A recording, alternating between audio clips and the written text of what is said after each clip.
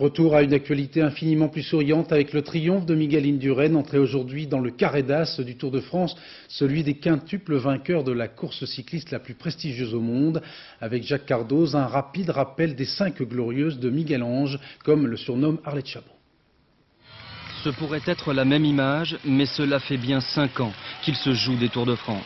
Maître de la course, fort en montagne, impérial dans les contre-la-montre. Pourtant, son physique de statue grecque passerait presque inaperçu en 91. Chiappucci remporte l'étape du Val-Louron aux côtés de l'Espagnol. Indurain endosse cette année-là son premier maillot jaune, le premier d'une longue série.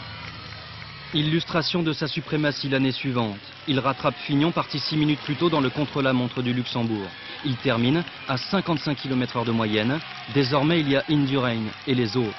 Les autres s'attribuent les accessites, n'importe lesquels. La chance pour le Navarrais en 93. Cette chute aurait pu tout changer. Ce sera finalement qu'une anecdote. Mais dans l'ascension d'Isola 2000, Robert Millar tente de s'échapper. Rominger et Indurain unissent leurs efforts pour le rattraper. Opportunisme de l'Espagnol. Est-ce une grimace ou un sourire? Luc Leblanc s'impose devant Indurain, mais il n'y a pas de danger au général. Cette année, il a fait la différence dans le contre-la-montre de Vassivière. Alors quelle est la grande force d'Indurain? Sans doute de savoir s'économiser pour l'année suivante.